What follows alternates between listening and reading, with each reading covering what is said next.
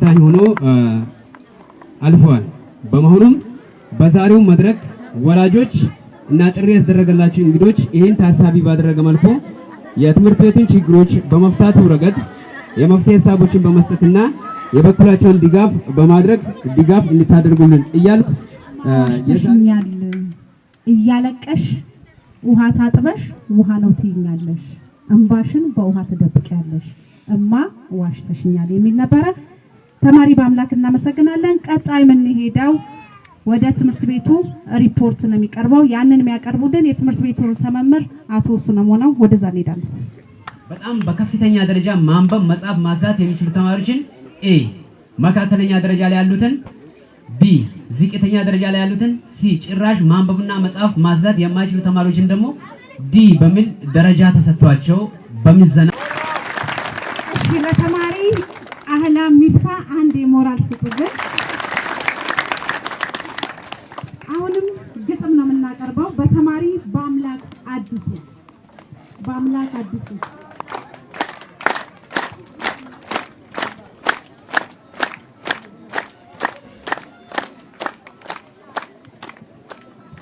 ፊትሽ ባዘን ሲደፈርስ ምን ሆንሽ ብዬ ያኔ ስጠይቅሽ ጸጉሬን እየዳበሽ እንዲህ ነበር መልስሽ። ፊቴን ታጥቤ ነው ለምን አለቅሳለሁ አንቺ ካለሽልኝ ሁሌም እስቃለሁ ብለሽ ዋሽተሽኛል እኔ እንዳልከፋ እንደዛ በለቅሶ አይንሽ እየጠፋ ውስጥሽ እየተጎዳ ክፉኛ እያመመሽ ደህና ነኝ አታስቢ እሺ ትይኛለሽ። ግን ልጅነት ሆኖ አምንሻለሁ ቶሎ ከቀፍሽ ስገባ እጅሽ እንኳን ዝሎ ደግሞ ማይቻለሁ ከሆድሽ አጉድለሽ ጥራጊ ስትበይ እኔን ጥግብ አድርገሽ ለምን ዋሸሽኝ ለምንስ ደበቅሽኝ እንደዛ እየከፋሽ ደስተኛ ነኝ አልሽኝ። ራስሽ ሳትበይ አንጀትሽ ታጥፎ እኔን አብልተሻል ከጥጋብም አልፎ ከመምሽ በላይ የሚያሳስብሽ ነገር ስለኔ ደስታ ነው ሳልከፋ እንድኖር ባይኖርሽም እንኳን ከሰው ተበድረሽ አንሼ እንዳልታይ ሁሉን ታደርጊያለሽ። እስካለሽ ሁል ጊዜ ደምቄ እታያለሁ አንቺ እኮ ነሽ ወዜ ባንቺ ፈገግታ ውስጥ እኔ እንድበራ ብዙ ጊዜ ሆነሽ በመከራ ቢከፋሽ ለብቻሽ ደብቀሽ ሸሽገሽ እማ ዋሽተሽኛል እያነባሽ ስቀኝ ስላዳመጣሽ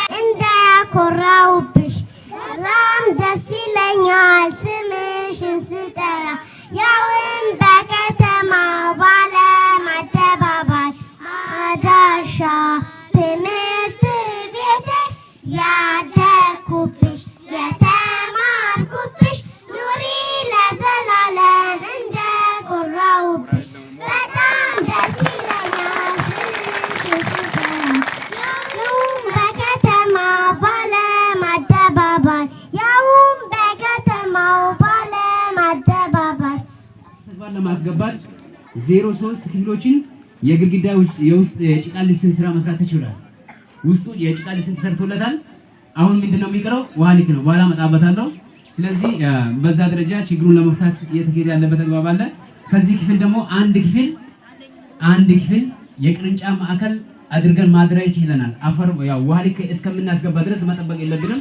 የስታንዳርድ ችግር አለብን በምን ቅድም ሲባል የነበረው መርጃ መሳሪያ ማምር የክፍል ውስጥ ትምህርት ሲያስተምር መርጃ መሳሪያ ይዞ ማስተማር መቻል አለበት። ያን መርጃ መሳሪያ አዘጋጅቶ የሚያስቀምጥበት ሲፈልግ ወስዶ የሚጠቀሙበትን መርጃ መሳሪያ የሚያስቀምጥበትን የቅርንጫፍ ማዕከል ማደራጀት ተችሏል እና ወደ ተግባር ማስገባት ተችሏል። እንትኑን አነሳላችኋለሁ። ያው ቅድም ከነዛ ተማሪዎች የወጡ ተማሪዎች ናቸውና ለዚህ የበቁት ያው አሁንም ችግር ያለባቸው ተማሪዎች የሉ ወይ ችግር ያለባቸው ተማሪዎች አሉ። ቀጣይም የምንሰራበት ይሆናል ማለት ነው። በዚህም በአመቱ መጀመሪያ በዲ ደረጃ ተብሎ የተለየ ተማሪዎች ግጥም ነው። የግጥም ርዕስ ትምህርት ቤቴ የነጻነት የእውቀት መሰረቴ ሀሁ ብዬ አፌ የምፈታብሽ እሳስዬ ቃላት ምጽፍብሽ በደፍተሬ ጽፌ ቃላት ማነብብሽ የእውቀት ምንጭ ነሽ ትምህርት ቤቴ ነሽ የእውቀት ምንጭ ነሽ ትምህርት ቤቴ ነሽ። አስተምሩኝ አባቴና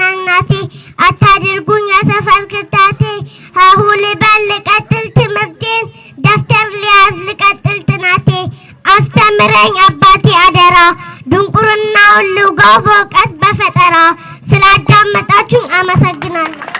እንግዲህ የተጠገነ የተሰባበረ ወንበር ነው።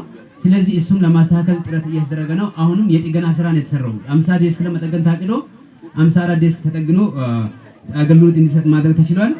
5 የመማሪያ ክፍል በሮችና መስኮቶችን የመጠገን ስራዎችን መስራት ተችሏል።